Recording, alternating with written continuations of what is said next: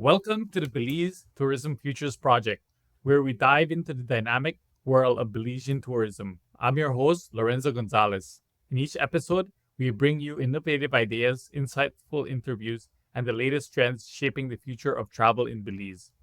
This project is made possible by the generous support of the Emergent Ventures grant by George Mason University's Mercatus Center, Belizean.com, and the Lodge at Chow Creek. So for today, we're happy to welcome Patricia Johnson, a highly respected Belize travel advisor. With almost 20 years of experience in the tourism industry, Patricia is a luxury travel specialist renowned for her deep knowledge of Belize. She is a director at Absolute Belize, where she crafts bespoke travel experiences that highlight the country's unique culture, natural beauty, and adventure opportunities. Welcome, Patricia. Can you share a bit about your background and how you became a travel advisor specializing in Belize?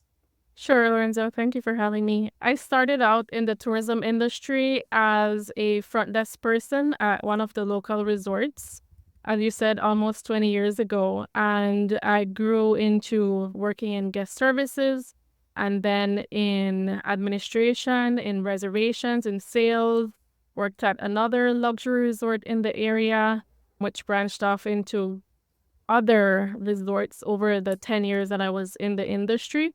My last 5 years working in resorts was mainly in sales and marketing.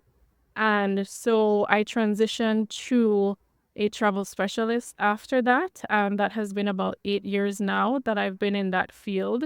On this side of the fence, it's a little bit different than working at resorts, but it's still about promoting travel to Belize. And during those eight years that I've been a travel specialist, I've been able to win awards in Condé Nast Traveler as a top travel specialist. I'm on the Wendy Perry Wow list. I'm also a travel and leisure A-list advisor for Belize, which has never been represented by a Belizean before. So that's where I am. Oh, that's exciting. And I follow you on social media, so I see all these awards that you get. And I love it that you're representing Belizeans like that and that you're able to accomplish all of that. Thanks. Thank you so much. But let's get back to the origins of your career. And I want to know what inspired you to work in tourism to begin with, and what keeps you passionate about this career choice, even many years in, almost 20 years in. Belize is still a young tourism destination. And when I started, it was more, it was truthfully about finding a job. And then I entered into this industry and I just fell in love with everything about this industry. I loved meeting new people. I loved showcasing the best of Belize. I loved interacting. I loved exchanging cultures. There's just so much potential in the tourism industry for growth and development and meeting people from all over the world. And I take great pride in showcasing the gems of this very tiny jewel of ours because it's a small country, but there's just so much to see and do here. Like you mentioned, yeah, tourism is still growing in Belize as an industry, and it has advanced a lot since the beginning 20 years ago. But one thing that has also changed is the accessibility of information online. So people being able to just go and find out about where they should go to Belize or what things they should do just by reading a blog. My blog is one of them, I right? am. For a long time, or over the past like few years, people keep saying, "Oh, there won't be the need for travel advisors anymore because all the information is online." My question is like regarding that, what is your opinion? Why are travel advisors important, especially since I said so much information is online? And what are specific benefits that a traveler may get by using an advisor for planning a trip to Belize? Travel advisors are as important as the demand is for travel advisors. So we solve problems. Like any business, there are people out there who will find information online, even on your blog, which is very informative. But going on your blog, they will still want somebody. They may ask you, can you help me put together this trip, even though you have a lot of information on your blog? there's a lot of information out there. The internet has so much information, it can get very overwhelming. And for people who are busy with their jobs and want to spend a lot of time with their family, they don't want to spend a lot of time researching and putting together these trips, that is where travel advisors like us come in. It's also the fact that having somebody on the ground means that you have access to information that might not be readily available online, because we give honest information and up-to-date information. And Belize is, like I said, Belize is small, but there's a lot to do. There's so much information. There's so much off the beaten path experiences that you probably won't find by searching. The first things that pop up when you Google Belize, we know, are usually the islands, the beach, the blue hole. A lot of people come to me not knowing that there's so much more to do. We bridge the gap between what is online and narrow down those options to tailor to each specific client's need.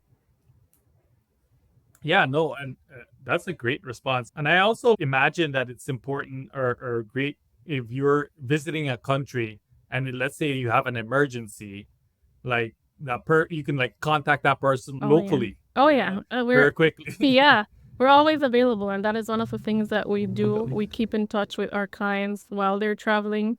We don't meddle too much if they don't want that, but we do check in and see how things are going, and we're a quick text or call away if anything happens. And we have had instances where people need medication because of an allergy or things like that, and it's so easy to have somebody here that can deliver that to you. So yeah, that's what we do.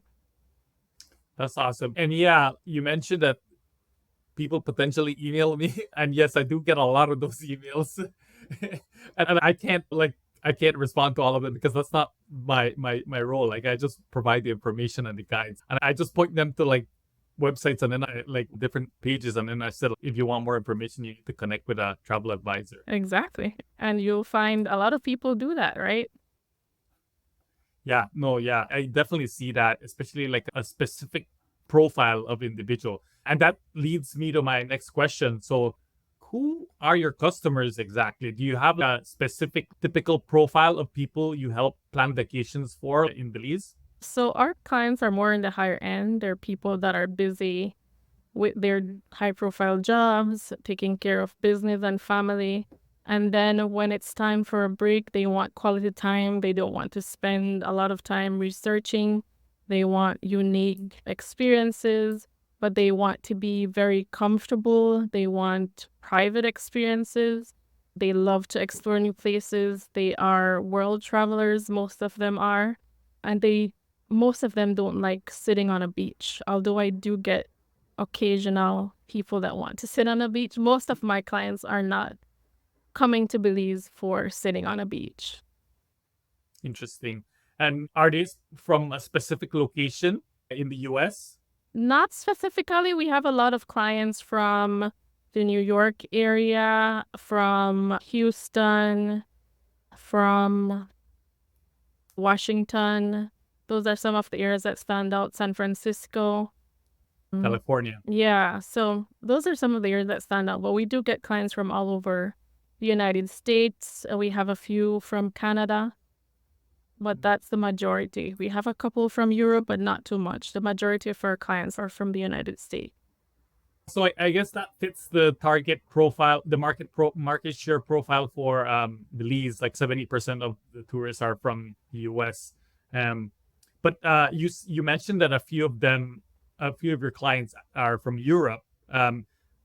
Are any from South America? We do get clients from Brazil and Colombia. So we have had clients from there, yes.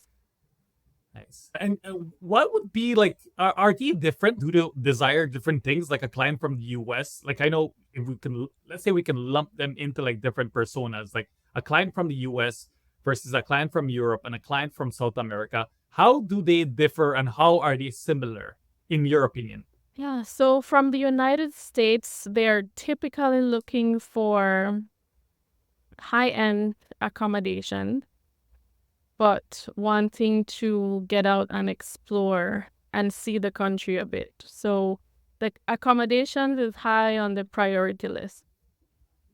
They want to be comfortable. Europeans are more about the adventures. So being outdoors and exploring more. And then South Americans, it's a mixture of the two. Hmm. Yeah, Interesting. that's how I would say it. It's a mixture of the two. Okay, yeah, that's very interesting. I find that fascinating. Yeah, I can definitely see Americans liking the boutique resorts. Exactly. Yeah. Yeah, because that's like something that they're really exposed to because there's so many boutique resorts just in the U.S. and it's so easy for them to like want similar things to when they travel. One of the things I get from Americans a lot is I want 5-star or I want 4-star. And we can talk about that later on, but it doesn't mean the same thing for every destination. And that's not something that I go by when I'm planning a trip. I think it would be great if we can dig into that a little bit deeper. Yeah. So what happens when a customer tells you, "Hey, I want to stay at a 5-star resort in Belize"? How does that conversation go? I always tell them 5-star is here is different than 5-star in Mexico. It's different than 5-star in Turks and Caicos. I go back to the basics. What are your must-haves? Does 5-star for you mean you will have your own private pool, a butler? What kind of amenities do you want to have at your resort? What kind of location? I ask a lot of questions when I'm planning because a star rating doesn't mean much to me. Yeah, that's pretty interesting. So what does 5-star mean for you is differently what it might mean for someone else, and you plan around that. So that's a really great insight. Yeah, because I have visited 5-star hotels, let's say in New York. I booked a hotel in New York that is supposed to be a 5-star hotel. I say supposed to be because it's completely different than what we call a 5-star in Belize.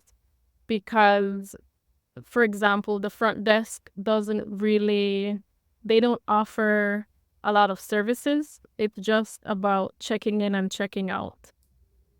You have a whole other person to deal with any question. If I go to the front desk, they don't want to handle me. Like they don't want to take care of me. It's totally different here. It really means different for different people. Yeah, here in Belize, the front desk would be the one that actually would set everything up and make sure that the client is comfortable and enjoying their stay, right? Exactly, because I come from that background. I was a front desk person. My expectations are a little bit higher because I come from here and I've been in that position before, but it means different things for different hotels or different countries. And can you walk us through your process of planning a client's trip to Belize? What excites you the most about this experience? Sure. So whenever I get an inquiry, there's an initial email that I send, but it doesn't have a lot of information. Why? Because I don't want to overwhelm people with information in the first contact. I always schedule a call with my clients. So I would do a Zoom so I get to see them and they get to see me. And we have a really good conversation. Usually the conversation will last about 30 minutes or a little bit more. And what I do is get to know them, get to know who's traveling, get to know where they have been, what they have enjoyed from their previous trips, and what attracted them to Belize, because obviously they contacted me for a reason. And sometimes the reason is, like I said, sometimes I want to go to the Blue Hole or I want to go to the beach.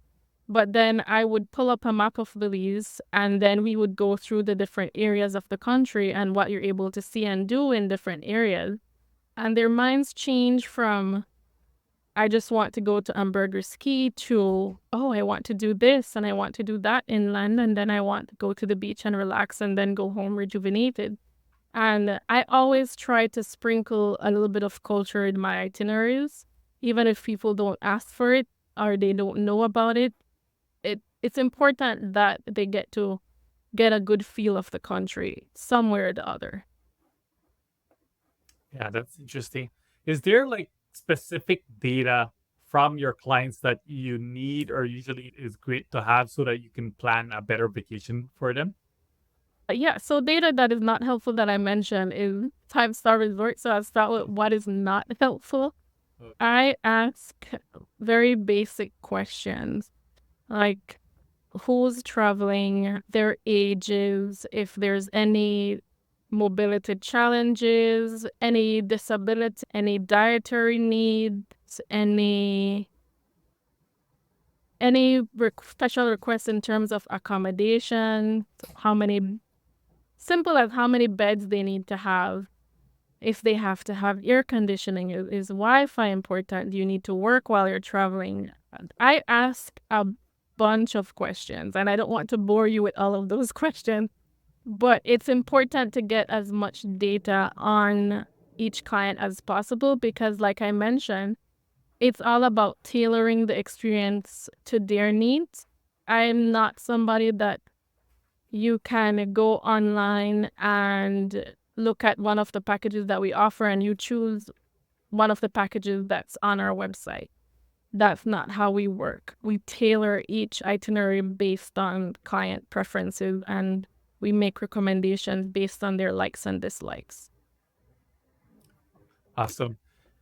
Yeah, and if you can take me back to what it was like when you just started your role as a Belize travel advisor, what was that learning curve like? So, what would a new person to your career choice experience?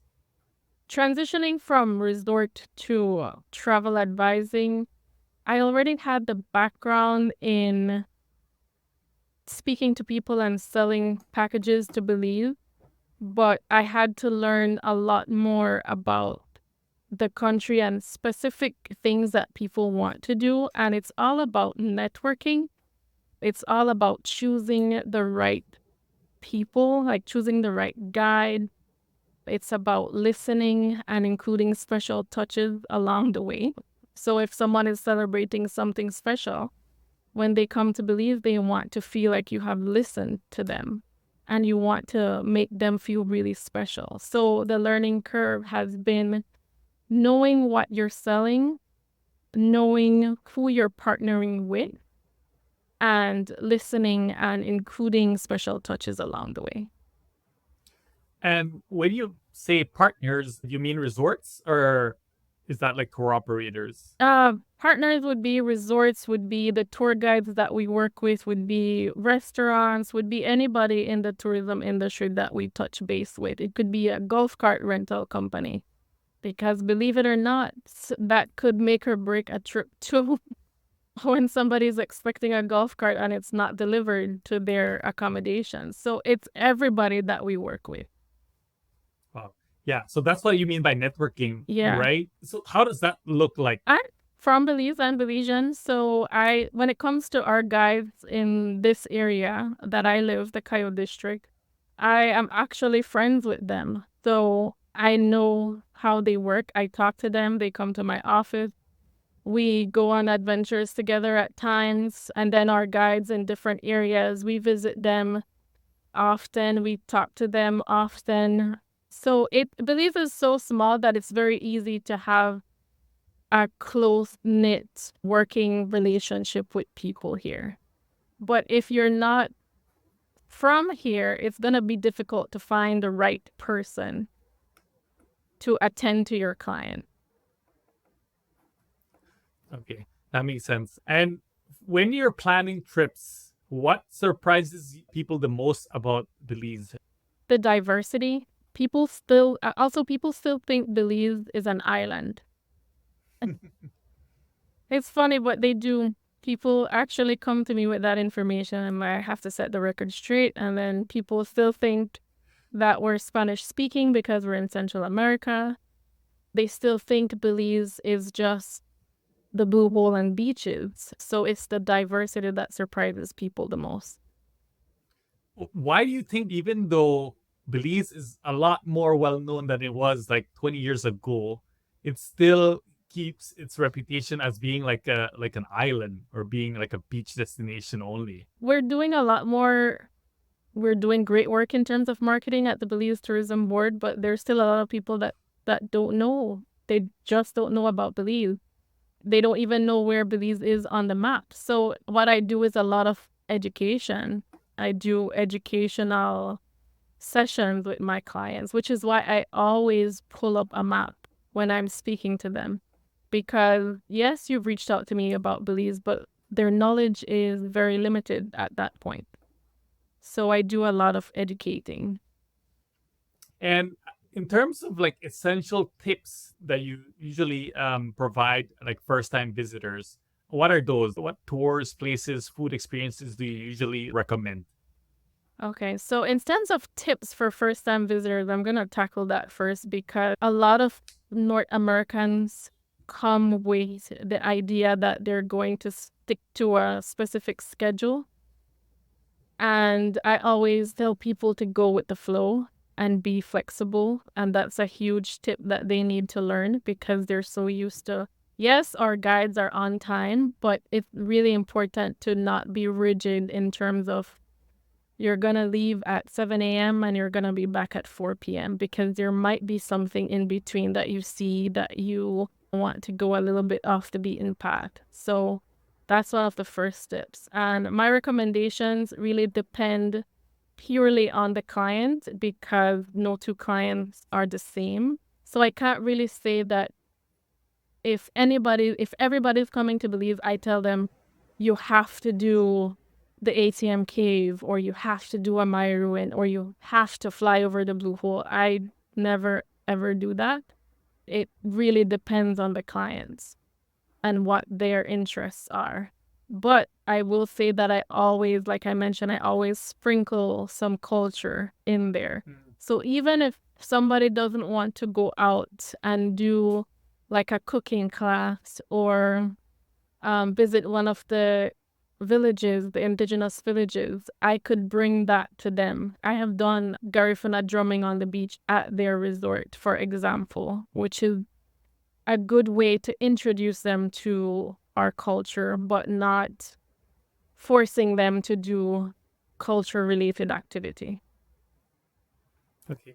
So my follow-up question was actually after you told me what the best tours are that you usually recommend, it was like, how would you treat a first-time visitor versus a second-time visitor? Because I assume you probably have experienced this. I don't know. Can you talk about that, like your strategy or how you approach it when there's a first-time visitor versus a second-time visitor? So I do have a few clients that visit more than one. You'll find that a lot of people visit, a lot of the travelers that we work with that are high end, that are luxury travelers, they want to see most of the world, right? Typically, they don't visit a country twice. However, I've gotten those same clients, and you'll see from one of my, a couple of my reviews that even one of them said, I never visit the same country twice, but I had to come back.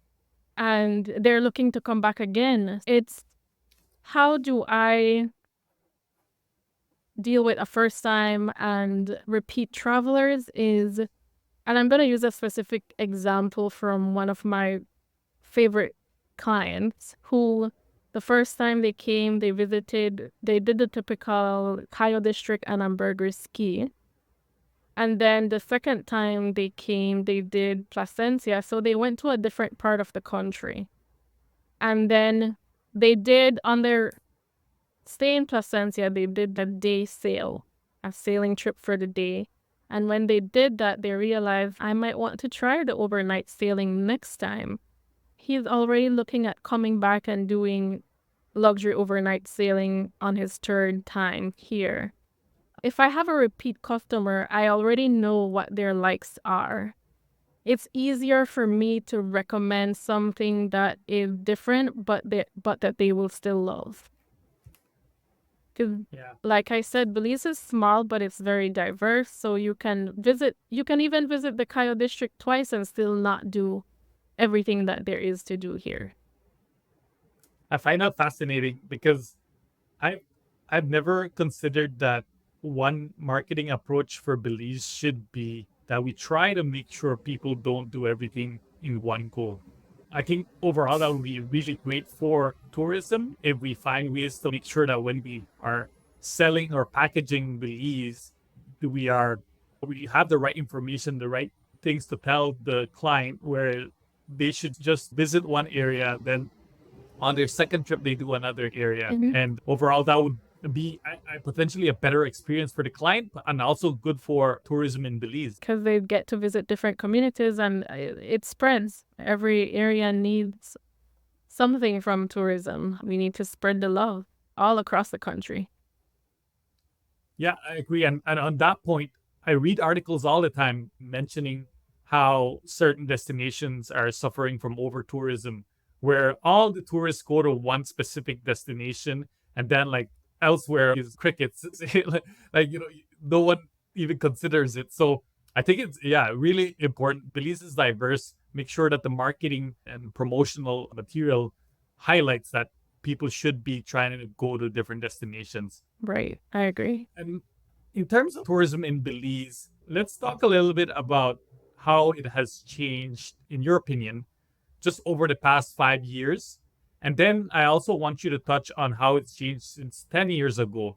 And the 5 years, one of the reasons I'm asking is because that's like pre COVID. COVID. And then I want to hear how COVID has impacted it. But then I also want to hear about how things have changed like over the decade. So we went through COVID over the last 5 years, and it has shown how resilient we are. It has, to me, it has become more community focused. I see more community-based initiatives than ever before, which is great. After COVID, we saw a vast increase in luxury travelers coming to the country because those were the ones that could travel first. And Belize was so easy to get to that a lot of people were flocking here instead of Europe, and it generated a lot more interest in Belize. And our growth has not gone down after COVID. We have only gone up. In terms of how has it changed in the last 10 years? So 10 years ago, I was in the resort section of tourism and then transitioned into travel advising, but I can say that there's less discount culture, in my opinion. Because even in the resort section, everything was about giving away discounts to close the sale. Or even in travel advising, we had people that were spending less. We definitely made less money in the beginning when I started this journey. The average spend was much, much lower than what it is right now. I am seeing more resort keeping their rate and adding more value instead of going really low to get a sale. I'm also seeing more authenticity. People are looking for experiences that are true to the country. People don't mind spending more for unique experiences. So those are the major changes that I've seen. Yeah. So, in other words, you've seen our tourism product, Belize's tourism product has matured a little bit. And it's like people are seeing more the value in it, but also from the supply side, the resorts are making sure that they provide more value for the travelers, making sure that when a traveler comes, they have a more enjoyable experience. Yeah, that is exactly what I'm seeing. More sustainable tourism for sure. And how has luxury travel changed since your time working in tourism? There's a huge surge in luxury travel. In fact, I am right now getting a lot of requests for Christmas and New Year right now, and I cannot find the accommodations that I want to find because all the luxury accommodations get booked up first. So the most expensive accommodations are the ones that sell first. So there's a huge surge, there's a huge market for luxury travel in this country.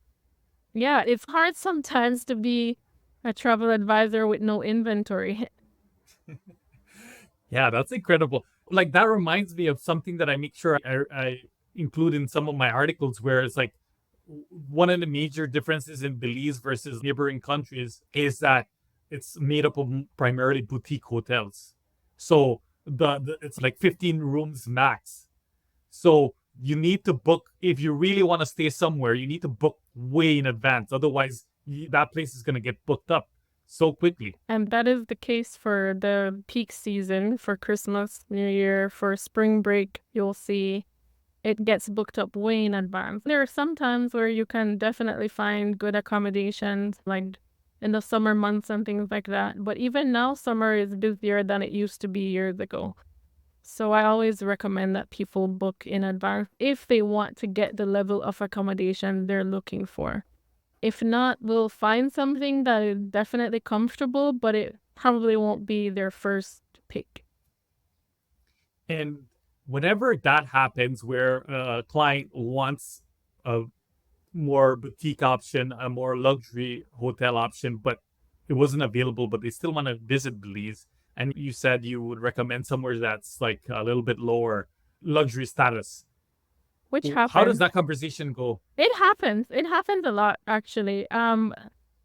If somebody wanted to stay at a specific property, but they wanted the best accommodation at that property, typically the best accommodation would be 1 or 2 villas. That's it. They would, if it's not available, I would have that conversation with them and they would still want to stay at that property, but they would give up the most luxurious accommodation, still stay at the property, but spend a little bit less on accommodation, and then put that money into more tailored experiences, more high-end stuff like helicopter over the waterfalls and Bufo, and really high-end experiences. Okay. And I imagine sometimes some people might not be happy if you tell them, sorry, you can't get what you want. And so, that happened. I was wondering if you could share how do you build as a travel advisor, how do you build the right emotional intelligence to be able to talk to travelers that might be a bit difficult to deal with, and how do you read exactly what your needs in different situations where it might be awkward or uncomfortable? So I view travelers, they're like me. Most of them, they're parents. It's easier for me to understand what they're looking for based on the fact that I'm also a mom. I'm a mom of 3 boys. I'm a mom with a child with autism. I travel with them. Every traveler, I actually have every traveler in my family. I travel with multi-generational. I travel with my kids. I travel with just my husband. And in my family, you'll find different personalities. You'll find the one that wants to hike for miles, and you'll find the one that wants to sit on a beach, and you'll find the one that will let you plan everything and just show up with their luggage. I am able to understand things from various different points of view, and I try to connect with each traveler based on where they're coming from.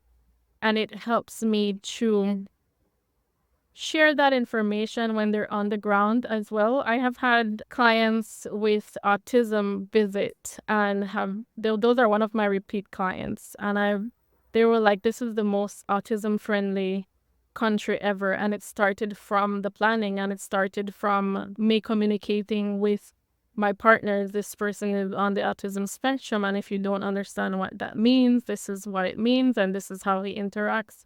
And so it's a lot of education that I do from the very beginning to the very end with my suppliers, with the clients.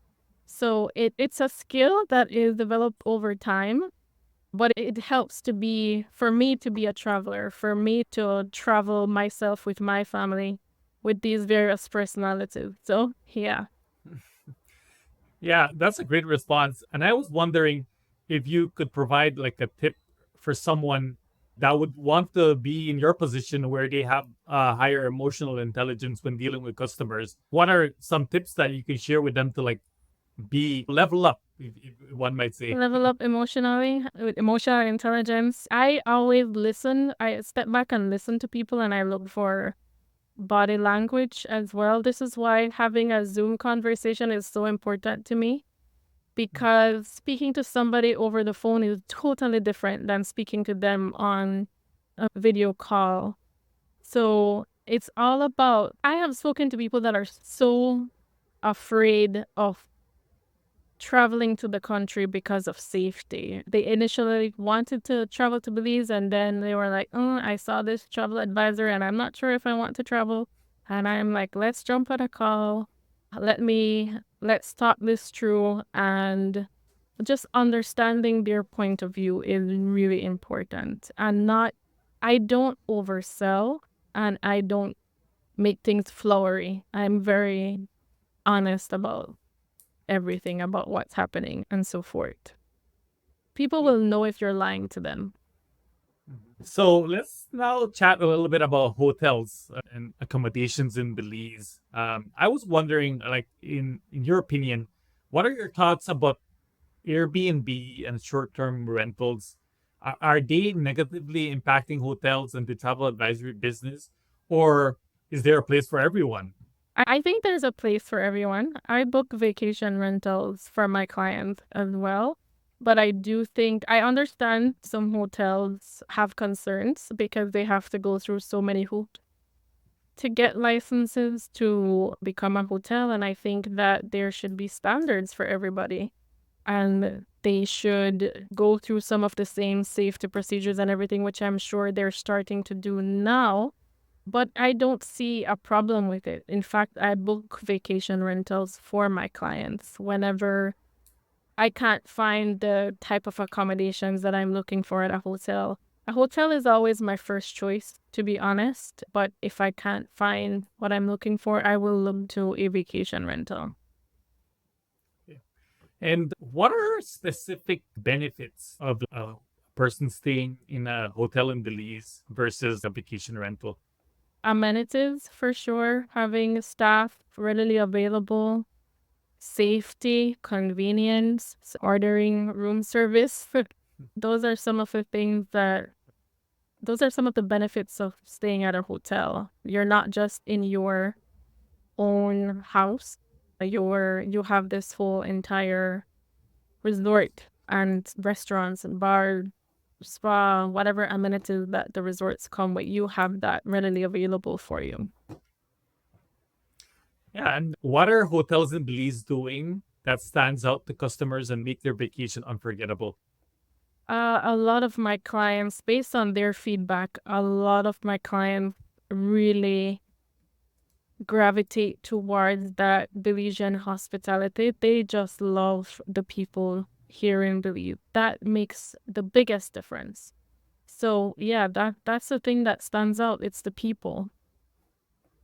Interesting. Do you think there's anything regarding employee training that has to do with better guest services offered at a hotel? Yeah, so I know there's a lot of training that happens throughout the industry, but a few hotels do trainings in-house and you can tell the difference. There's a lot of personalization. I'm sure you like to go to a property where they know your name and they call you by your name. If you're celebrating something special, they know that you're celebrating and they'll do something a little bit extra special for you or even tell you happy anniversary when you check in. It's the little things that show up when it comes to the trainings. Being aware and being personal, adding that personalized touch is really important and that sets the tone for the vacation. Can you share any experiences that your guests have had with exceptional guest services in Belizean hotels?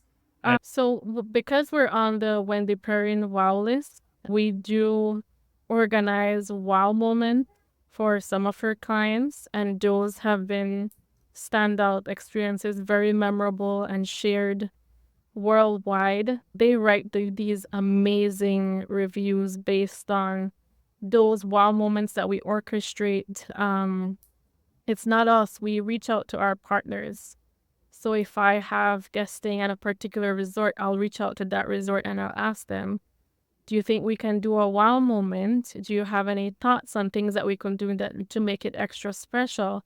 And I always say I don't want it to be something that they can find online on your website. It needs to be something unique. And a lot of the resorts work with me on this and we exchange ideas and it's a complete surprise to the clients.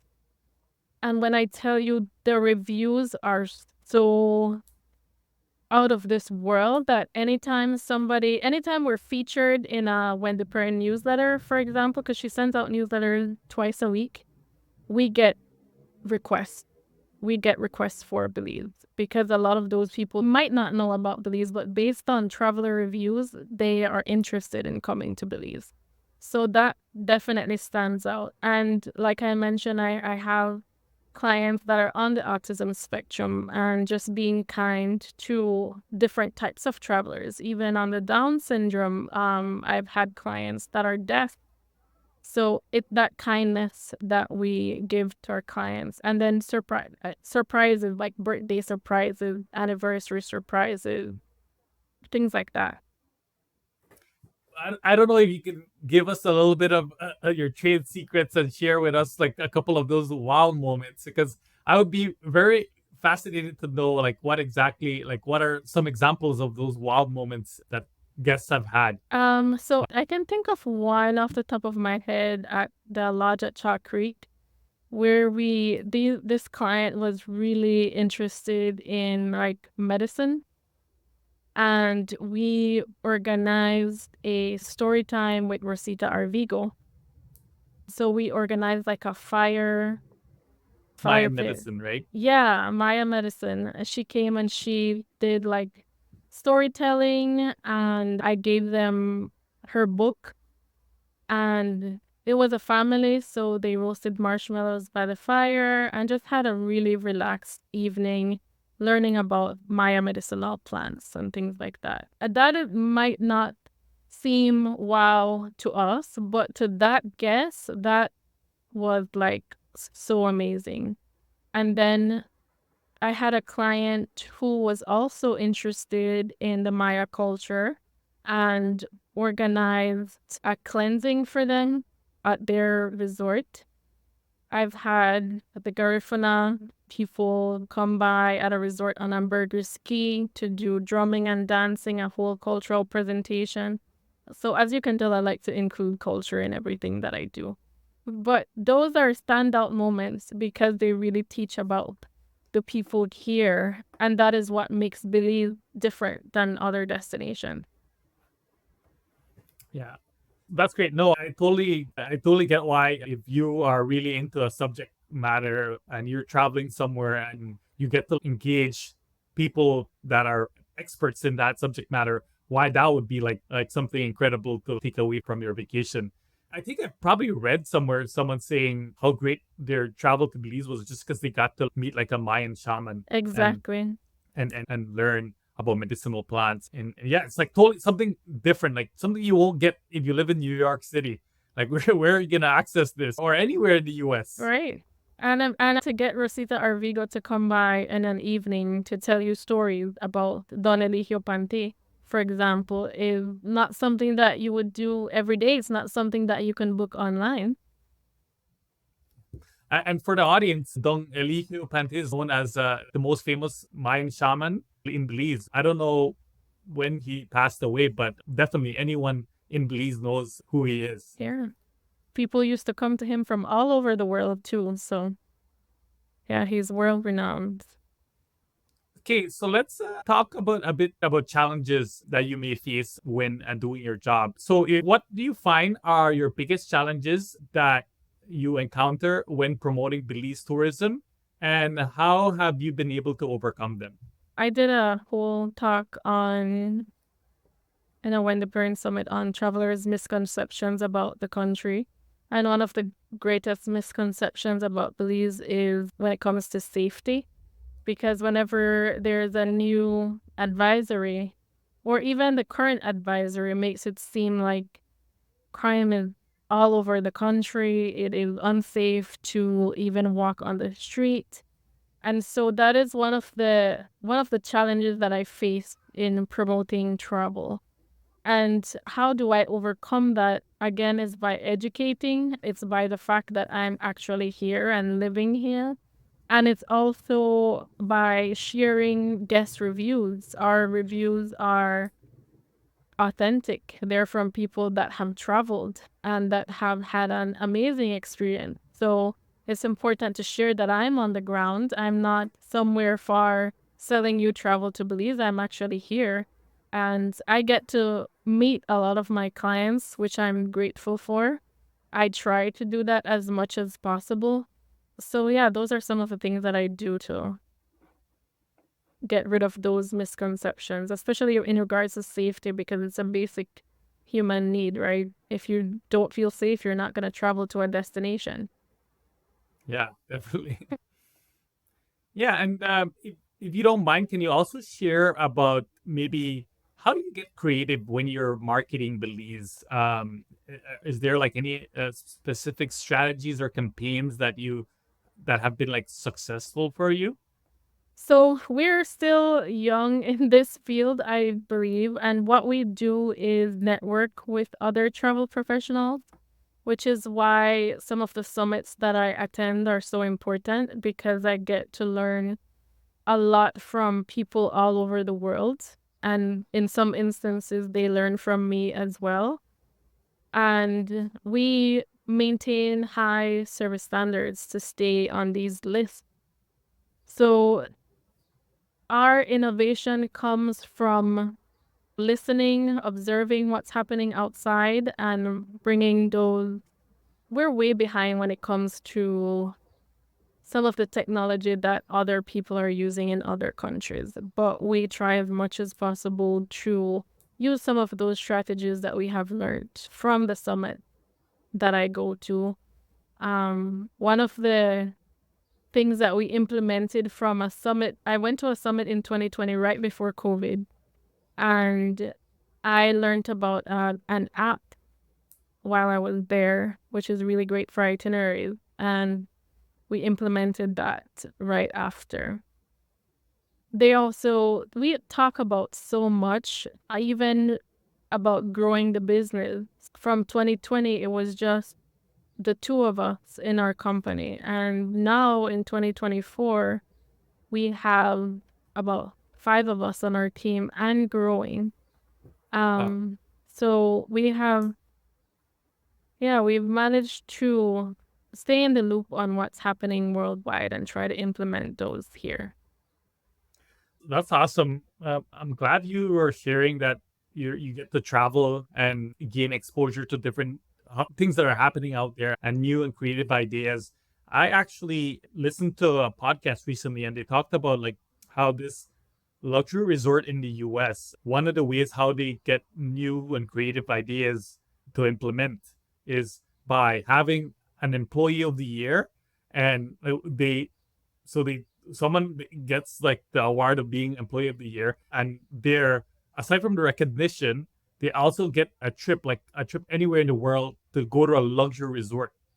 Every year there's a different employee of the year, and they get to go to all these different luxury resorts across the world, and then when they come back, they do a trip recap of what was the highlights of their trip, and then they're able to integrate some of that into their own resort, and they said it works really well. I thought I was so creative. That is very creative, very creative. And that's something that I do. I speak to a lot of my travel peers, a lot of people on the wow list or on the A list.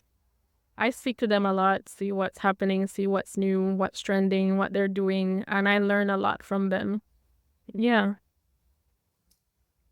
Okay, you also mentioned that you integrated an app for travel, like a itinerary development. I was wondering if there's any other technology or digital transformation that you can think about that Belize would benefit from. It's hard. I'm not really a technological person, but we do, like I said, we do use travel apps. I think that's really important and ways of communicating easily and efficiently when people are traveling. So instead of calling a Belize number or having to call a toll-free number, we're just readily available through the app or via WhatsApp. So we use a CRM as well, and we use another program to keep track of our projects that we're handling. So there are a few things that we use. Yeah, so project management software, customer relationship management software. I hear communication software. So even if it's as simple as WhatsApp, I think WhatsApp is underrated. I think it's like what it this is to be able to communicate with people and you don't have to pay international fees. Exactly. So people don't have to call our Belize number and they don't have to worry if they have coverage in Belize. WhatsApp is easy. Okay, thank you. And just to wrap up, I'm gonna ask you one final question, and it's around opportunities for collaboration. What opportunities do you see for collaboration and partnership within the Belize tourism industry? So we already partner with several hotel, restaurant, tour guide associations, but I think that in general, if I step back and look at in general, we and I know there's magazines at BHA and things like that, but it would be great to have a more comprehensive map of each destination, where we can collaborate on having things that are more accessible to people, restaurant guides and things like that. We do our own food guides on our end, but there are some collateral that travelers look for that are not readily available right now. And I think that's something that everybody can get behind. So, Yeah, I think that's an excellent suggestion. And I wonder who would need to lead that project, but definitely I can see that being, besides being an excellent marketing tool, it would be just an operational tool for any resort or any location to be able to showcase what's available within their destination. right. Right. Everything in one app or something, however we want to do it, would be great. Festivals, restaurants, everything that you can think about. So yeah. Okay, thank you. So that's it for today. Thank you for tuning in to the Belize Tourism Futures podcast. We hope you enjoyed today's episode and gained valuable insights into Belize's tourism landscape. Don't forget to subscribe, leave a review, and share this podcast with fellow travel enthusiasts. Thank you, Patricia. It was really insightful talking to you, learning from you, and keep representing Belize strong. Thank you, Lorenzo. Thank you for having me. Okay, thank you. Bye. Bye.